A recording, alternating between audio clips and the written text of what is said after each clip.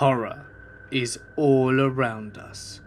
We never know when we may bear witness to something absolutely terrifying, or experience something horrific firsthand. Here are 10 horror stories that are sure to give you chills, with my good friends Being Scared and Hellfreezer, to prepare you for our upcoming collaborations. So get comfortable and let the darkness take control. Number 1. Around the tender age of 11, I was diagnosed with schizophrenia. My parents attempted to convince me that it wasn't bad, and that I would still be a normal kid. But as years went by, I grew more and more distant from my parents, living in a solitary world. I would talk to myself, sometimes resulting to self-harm, to kill the voices. I was resented by man and beast alike. The world had transformed to a seemingly endless tunnel of hate and darkness. That was until I met him. The voice in my head was always a dark, raspy voice. It spoke like the devil. And if the day were to come that I needed to identify the voice, I could do it anywhere. To my utmost surprise, that day came yesterday, introducing itself in the form of an ugly rainy day. Due to my situation of not having a car, the bus was my main form of transportation. It was almost 5 p.m, and I was walking home from the store when it began to rain. I instinctively headed to the nearest bus stop, catching it with ease. The bus, fortunately, was nearly empty, which was odd for this time of day, and I rode alone until we pulled onto another stop. A single man stepped on. He wore a hood, baggy jeans, and despite all the empty seats around on the bus, he chose to sit next to me. He sat uncomfortably close and didn't remove his hoodie. We rode and we were approaching my stop. We rode the whole ride in silence. Finally, we pulled up and I politely asked the man to move so that I could get out. He moved and I walked past him, and then he clasped onto my shoulder, and then he whispered some words into my ear that froze me in my step. You have a nice house. You have to understand, the bus doesn't drop me off at my house. It drops me off 2 blocks away and I have to walk. And I live decently deep in the neighbourhood. That was scary enough. The sound of his voice is what made me rush home and lock my doors. He spoke with a deep, raspy voice. He spoke like the devil. He stared at me as I scurried off the bus, in the rain and into my small apartment. I locked my door sitting in the silence of my living room. I decided to stay up late last night, keeping watch for the man. It was around midnight, and I started dozing off, and then my phone vibrated on my lap. I picked it up. It was from a number that I didn't have registered, or identify the area code. I was cautious and then opened the message. I opened it, and instantly regretted it. The contents of the message were chilling. It was a picture of the back of a chair. The chair that I was sitting in. The back of my head was visible, and I was able to conclude that this picture was taken right now. I spun around the chair, falling to my knees as the voice in my head became extremely loud. It was almost like someone was screaming in my ear, but I managed to pick up my phone and dial 911. They promptly arrived and I showed them the picture. They stared at the picture and handed the phone back to me, saying they would stake a man on my block. I thanked the officer and closed the door. The voices became increasingly louder as I attempted to sleep last night, and eventually managed to doze off for about 5 hours. I only wished that I had not. I awoke to a loud bang on my door, and blood on my sheets. My wrist had been cut severely, and polarized pictures hung on my wall. I stumbled around out of bed and picked off one of the pictures and quickly realised that they were all of me. All of me sleeping. The banging on my door continued, and as I approached the door cautiously, peering through the peephole, I saw no one was on the other end. Where is this banging coming from? Is it coming from my head? I've been sitting in my garage typing this, searching for the right words to use. More pictures have appeared in my room, and I don't know where they're coming from. The officer on my block is now dead. The banging is still going on. I just don't know what to do anymore. Number 2. For the first 12.5 years of my life, I lived in a haunted house. I thought I'd share my experiences. Over the years, I noticed a number of creepy things happening in my home. I'd leave my room for a few minutes only to return with my things in a completely different spot than normal. There would be loud crashing noises with no cause, and I'd constantly hear this scratching noise from the ceiling of my bedroom at night, which would stop as soon as one of my parents entered, then resume when they left. These persisted through the years that I lived in that house. My first sighting was when I was 5 years old. Though this was more than just likely a dream, I woke up in the middle of the night and saw my father's head directly facing me and smiling creepily, floating down the hallway, in a low frame rate type of way. In spite of my father still being alive and well, it creeped me right out, and I couldn't get back to sleep for the rest of the night. A few years later, my sister and I were playing in the playroom when we caught a glimpse of someone watching us from the other room. When we looked, they hid behind a wall. Neither me nor my sister got a good look, but we thought it was just one of our parents fooling around. We went to check it out, but we found nothing. My final experience at that house is the one that made me believe in ghosts. I was around 11 years old at the time, building something out of Lego in the playroom. The room was across the stairs, which had one flight going up the stairs to the kitchen, and another going down to the storage basement. I was sitting with my back to the stairs, with the door open to the playroom. I got a sudden chill and turned around. What I saw was a boy with pure white hair and skin, with a grey outfit floating down the stairs from the kitchen, then floating into the basement, fading away as it went down the stairs. I didn't tell anyone about this, as I figured that they think I were crazy.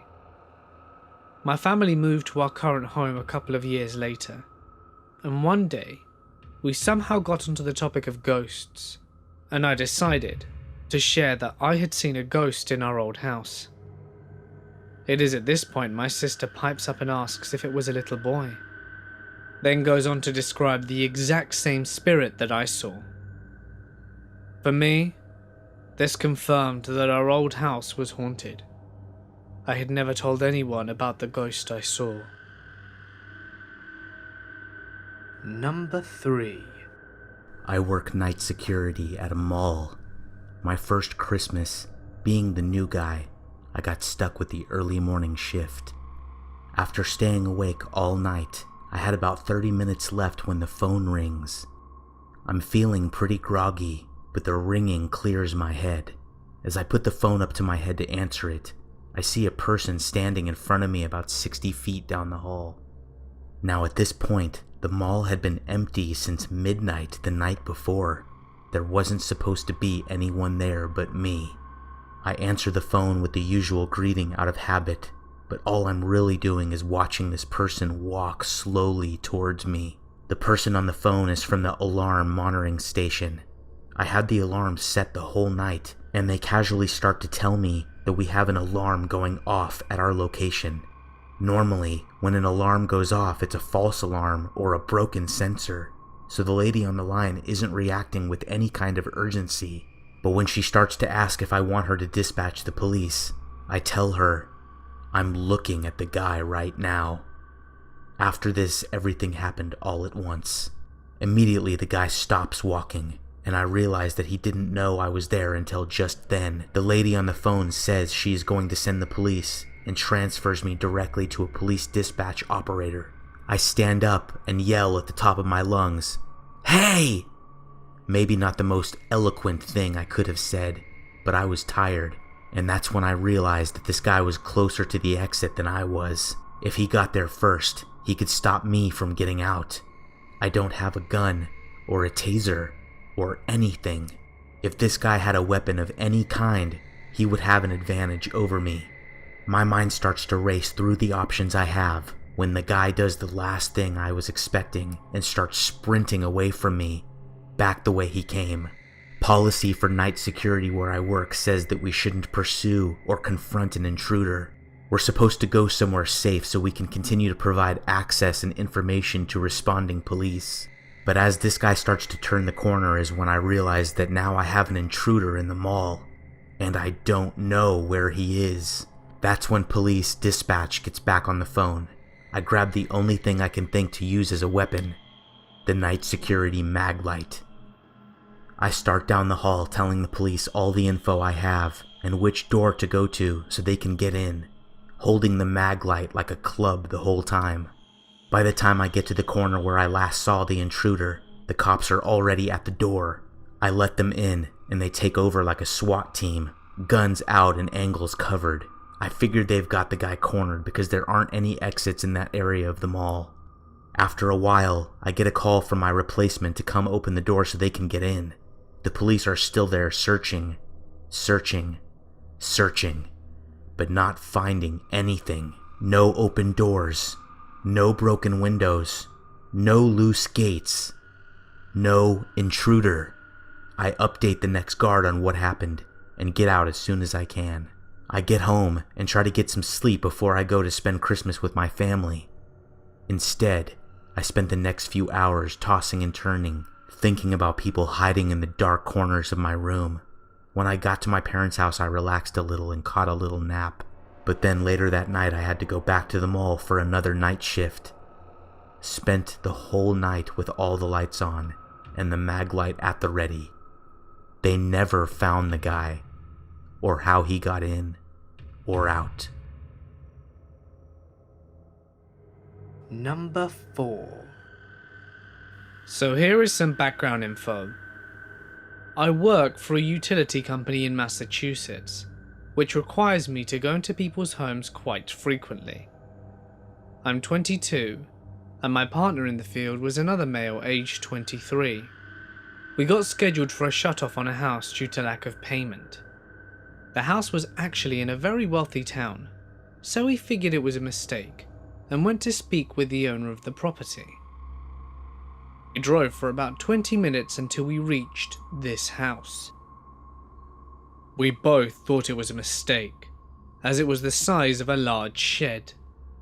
However, we went to the front door, which was blocked by a large pile of branches from some dead trees on the property.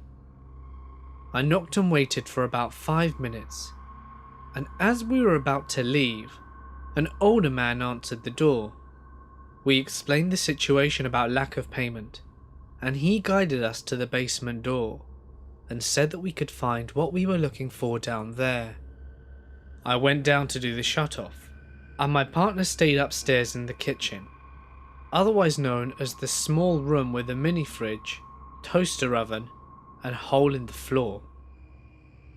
I was in the basement, which was pitch black and very small, and I was convinced that I could hear people faintly whispering.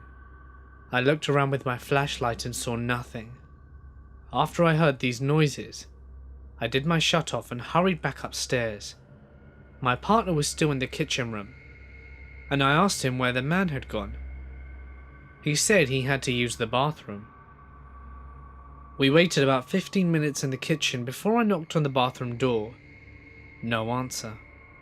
I yelled in and said, "Sir, we're finished.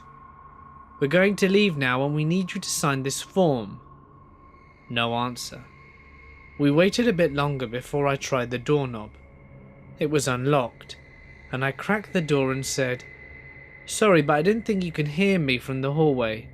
We have finished our job and we need you to sign the form before we leave." Again, no answer. I opened the door to a room with a sink and a toilet, small light bulb, and no windows. I asked my partner if he was sure he went in there. My partner said yes, that he saw him go in, and closed the door behind him, and that he hadn't come out. Obviously, we left immediately and closed the front door behind us. I only have a picture of the front of the building. I'm in the habit of leaving my phone in the glove box when I'm at work and on my shift. But still, I just don't have a reasonable explanation for what happened that day. Number 5. I'm the kind of person who scares really easily. So I'm always cautious, suspicious, and paranoid. To be honest, I live in a small port town where nothing out of the ordinary happens. I was about 17 at the time, and I used to take a bus to school. Actually, I had to take 2 buses, as the school was in another town. There used to be a lot of older college kids in the bus, but it was us schoolgirls that were usually the victims of groping and other creepy things that some freaks were into. I always held my umbrella tight in my hand, ready to lash out at any creep trying to get fresh with me. Where I come from, it's either very hot or wet. It so happened that one day, I was sitting next to the window in the bus back home, just looking out at the scenery we passed by. Someone sat next to me as I continued looking out. I turned to see a man, really short and dark-skinned, looking right into my eyes. Panic surged through me as my grip tightened on my umbrella. I looked away and pretended like I was just fine. He was very dirty and kind of unstable looking. He took out his phone and played some kind of song. I don't really know what language it was.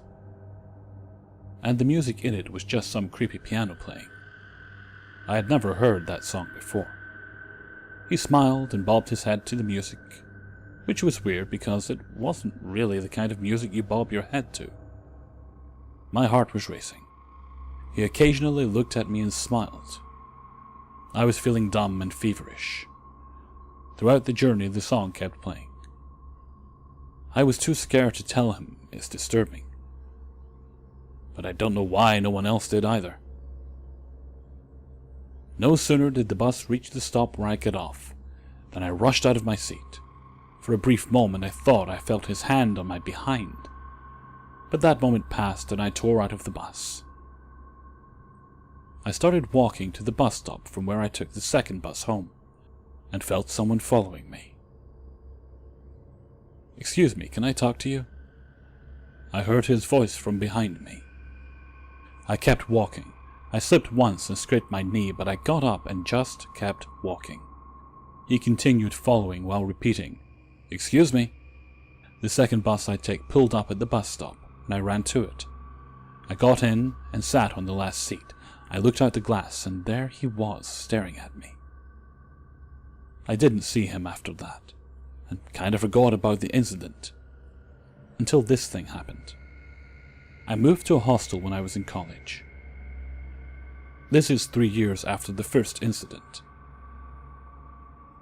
Now, my home was further away, and when I had to visit home, every other weekend, I had to change 3 buses to get there. On such a weekend, I was on my way home. In the first bus, I was seated next to the window. A man boarded the bus and sat next to me, even though the bus was near well empty. He sat for about a minute, then got up and moved to the seat in front. I didn't really notice him. After a 20-minute ride, I got off the bus and went to board the second one. Once again, this same man got in and sat next to me. He asked me where the bus was going, which is stupid because when we purchase the ticket, we are told which bus to take. I didn't reply. He got up, he got off the bus. Relief washed over me. A few seconds after the driver started the engine, he rushed back in and sat in the seat behind me. I was now convinced I'm being followed. The 40-minute ride seemed like hours. I was really afraid. I tried to calm myself down through the ride. Maybe I'm just overthinking. Maybe it's just a coincidence. I simmered down and spent the remainder of the journey playing games on my phone. It was around 7 when I reached my hometown. I still had another short bus ride left till I got home. I reached just in time to catch the last bus for the day. Being my area, a lot of familiar faces were in the bus. I felt much better now. Of course, he got in. This time I sat next to an old lady that Mum often spoke to at church. He sat in the seat adjacent to us. Throughout the journey he stared at me, only looking away if I turned. I felt a deja vu moment, though I couldn't really place it. My bus stop arrived and I rushed out of the bus. It was dark now, and there were only a few streetlights. I felt footsteps behind me and a beeping sound like someone dialing a number. Then I heard music. The hair on my arms stood as a chill ran down my spine. I recognized the tune. The same eerie piano music. The same unknown language. Then the footsteps picked up pace. I just ran until I saw the familiar building, the church. There were a few people gathered outside, probably some prayer meet. I ran up the steps and tried to just blend in among them. When I turned around, he was gone. He just disappeared. I didn't know what to make of this. I considered telling one of the men there to just look around. But since he wasn't to be seen anywhere, I dismissed the thought. I waited there till the people left and walked home with them. It's been 6 years now since the second incident. I haven't come across him again. I really don't know if it was the same guy both times, but that music, it was just too much to be a coincidence. Sometimes I still hear that creepy tune playing, but I'm sure it's in my head. Number 6. This is my cousin's story. He is a combat medic for the Mississippi National Guard, and he told me that he saw something out in the woods on a field training operation, in a kind of mini war game. So there were 2 platoons per company, and 2 companies per team. His camp set up northwest of Yellow Creek, and the enemies set up just south of a farm off Waynesboro, Shibuya, east of Waller Ridge Road. The training exercise started at midnight, and his platoon commander decides he may as well send out a recon group to scout out a good ambush position, or at the very least figure out what the enemy company is up to. So my cousin's squad sets off north, following some dirt trails but keeping off the side just in case they run into an enemy patrol. So by about 2:30, they're about 500 meters away from the enemy camp, slinking around a marsh, which puts them in clear sight through a power line cutout through the woods. So the marksman pulls out his binoculars to check if the way is clear, and upon glancing, just goes white and freezes. He pulls his binoculars down from his face and is stood there, visibly terrified. A couple of seconds later, the sergeant pulls him back to the tree line and asks him what the hell he's doing just standing there. The marksman just manages to stammer out, "There's something down there. It ain't human. It ain't human." Everyone stood there in shock for a few seconds, before some of the others decided to check for themselves. What they see was described to me as a 7 to 8 foot tall furry thing, as if you took a coyote and put it on a stretching rack with matted white or grey fur, and what looked like dried blood all over its chest. Its hind legs were 11 kinds of messed up, incredibly long and slender, with knees backwards. The thing was just standing out in the open, sniffing around as if it was trying to track something down. So the sergeant radios the sighting to Company HQ and gets back. He tells everyone to get the hell out of there and keep your heads down and keep off the roads. Games are off. So his squad get the hell out, and the marksman, who at this point has finished having his panic attack, checks again, this time with his scope rather than binoculars, and the squad hurries back to Company HQ. When they get back to HQ, it is a sight to behold. Mounted patrol vehicles that were not there before are storming around the camp. Spotlights scanning the tree line and comms are going crazy, with people claiming that they'd also seen stuff in the woods. Another platoon had to be called to secure the area, with double the amount of men. There were no training exercises for the rest of the month, and an official order to, and I quote, "keep it quiet and not tell anyone, not even your family," had been put into order, which needless to say my cousin promptly ignored. To this day, he's pretty convinced that it was a skinwalker. Number 7. It all started a month ago, as my family and I were preparing to go on holiday overseas. My Galaxy S7 Edge was acting up on me, so I decided to turn it off and reboot it. I held down the power button, and I was brought to the Galaxy S7 Edge boot logo. It stayed there and wouldn't boot up. I plugged it into my computer to realize that the OS had corrupted and I needed to do a fresh install. This was impossible to do, as we had to leave for a plane 3 hours away from us. I had to put up with using my sister's old iPhone 5 for the holiday, since I didn't want to be charged for overseas usage with my phone provider. I decided to leave my SIM card in my Galaxy S7. Progressing through my holiday, and we got to a period where there was horrible weather and we couldn't do much. I was stuck in my room, bored, absolutely shitless, so I decided to start talking to my friends. I used my iPad to talk to my friends, as I had the applications pre-installed and the internet sucked to download shit. I remembered before I went on holiday, they started a new craze with the dark web. I have a lot of knowledge with computers and technology, so I knew this was a place that you shouldn't really mess around with.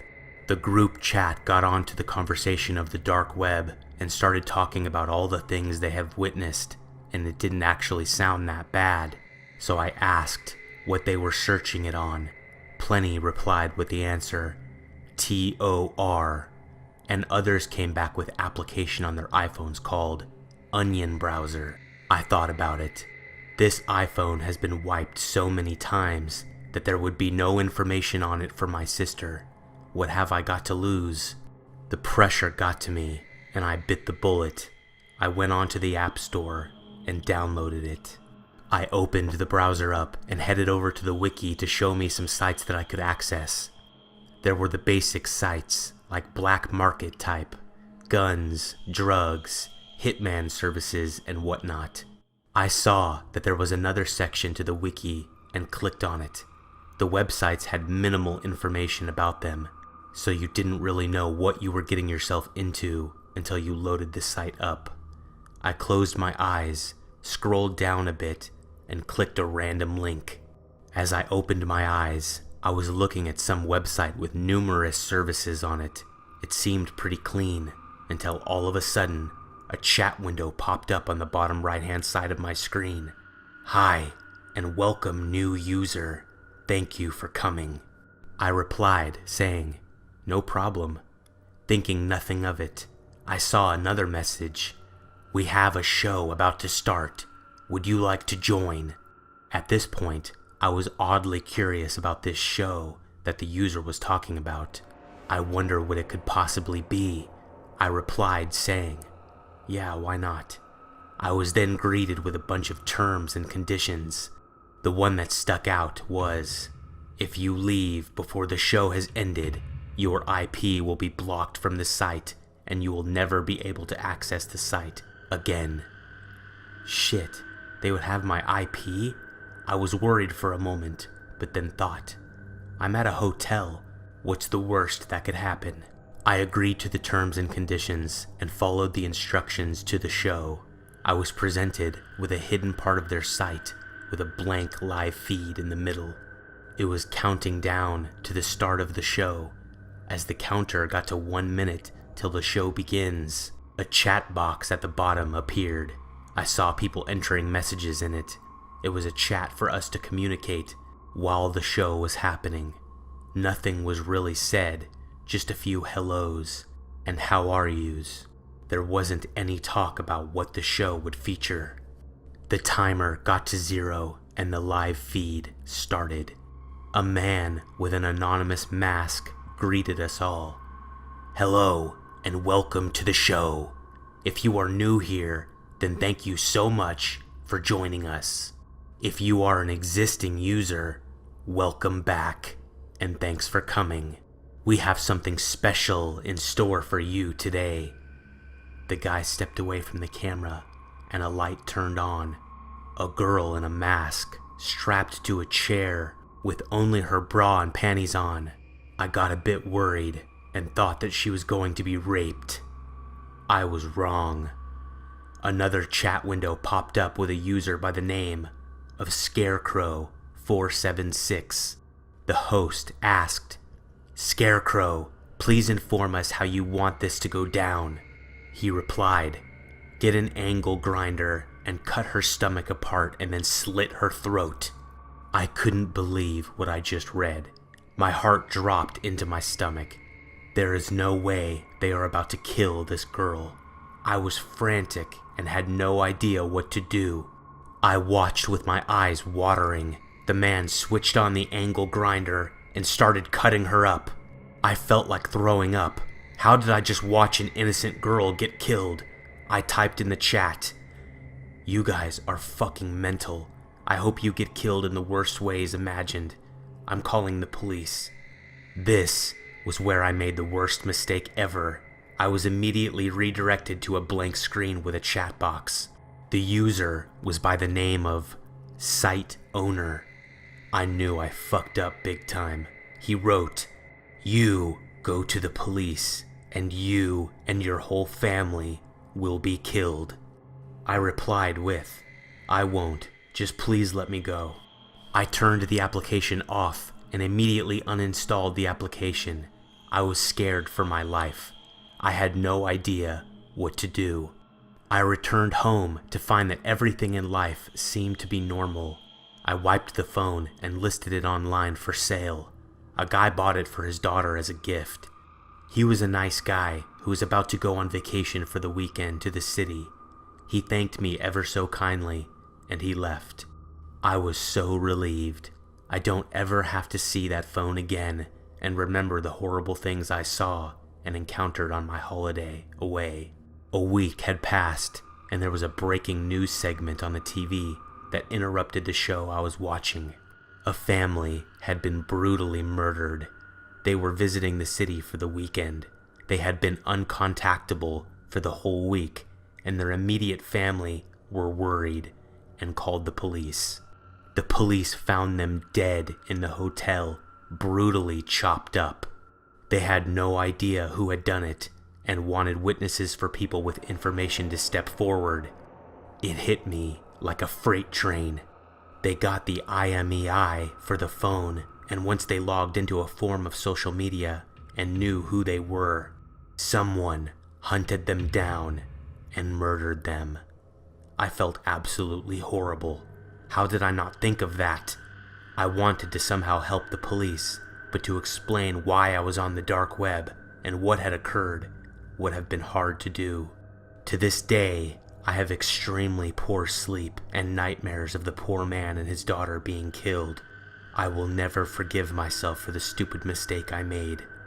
Be extremely careful what you do, and I advise that you never go onto the dark web.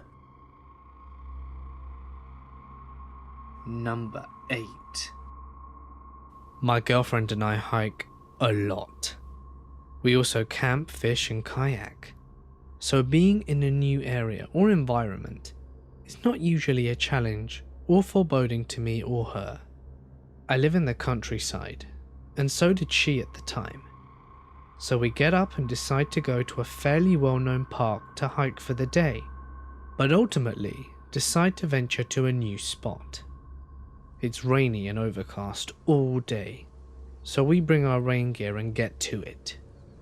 We head into the park area and check out the map, and notice that no one else is around, and it looks like as if the place has been empty for quite some time. Nobody prints on the ground and barely any litter or running water. We head down the trail and come to the main part of the park. There was a small canyon which we ventured down as far as possible, but then we decided to turn back as the rocks were very slick and we did not have the proper boots. I did bring a knife though, as usual. It should definitely be noted that the area stank. It smelt like an animal had died in the area. I checked for any animal, but nothing was near us. I didn't understand how such a foul odour could be emanating from seemingly nowhere, as this area was quite open. I felt uneasy from the get-go, to be honest, but I hadn't mentioned it because I wanted to come off as strong and confident to my girlfriend. Not only that, but I wanted to keep my confidence in order to hold my ground in case something actually were to show up. I had this sense of dread the entire way down the canyon and back up. It was when we were halfway back to the car that I noticed there were no sounds in the wood. It was raining, so there should be summer bugs calling, toads trying to find partners and birds communicating. But there was nothing but dead silence. She must have noticed it too, because then she asked me to play some music, which I happily did, and we continued walking to the car. I felt eyes on me the entire walk there, as well as a horrible sense of dread. Like something was right over my head, or in front of me, but I couldn't see it. I knew something bad was going to happen. Every part of me was tingling. I could feel the air getting heavy, but more like the entire atmosphere got heavy. We got to the car and hustled out of there. I asked her how she felt, and she replied with weird and scared. We left the forest as soon as possible, and I never took her back out there. I will never go back. I recently told this story to one of my friends, and my eyes started watering thinking about it. His girlfriend looked at me in horror and informed me that everything I had experienced were the telltale signs of a skinwalker. I'm not sure if I believe in them, but that situation was super creepy. Regardless of what was happening there, I'm just glad we made it back. Number 9. When my dad was growing up, my great-grandparents lived in a small farming town in Illinois. For the most part, the town was quiet and peaceful. In the mid-'80s, a friend of my great-grandmother, Gina, came to her with the news that one of her sons had turned up dead. He had gotten involved with drugs, and it was suspected that a gang tracked him down. The police weren't getting anywhere, so Gina decided to investigate the murder herself. One night in April, a few months after Gina's son was killed, Gina was found dead in a field. According to my great-grandmother, Gina was very close to cracking the case. However, the death was ruled a suicide by local police, and everybody moved on. Everybody except for my great-grandmother. Great-grandma knew pretty much everything about the case, as Gina had continued to update her as she tried to solve it. So, she picked up where Gina left off and began asking folks around town if they knew anything. One night, my great-grandparents came home from a day in town. Great-grandma went into the house and almost immediately heard the phone ringing. Not thinking anything of it, she picked up and answered. On the other side of the line was a man who said, "If you don't mind your own business, you're going to end up in a field like your friend." The next day, my great-grandfather bought his first gun. Looking back, it's creepy to think that the man on the phone called so soon after they got home. I'm glad my great-grandmother stopped searching and that my great-grandfather took precautions in order to protect his family. Both of my great-grandparents lived long lives, and Gina's husband ended up remarrying and moving out of state. This is my great-grandmother's story. She passed away in 2005, at the ripe old age of 103.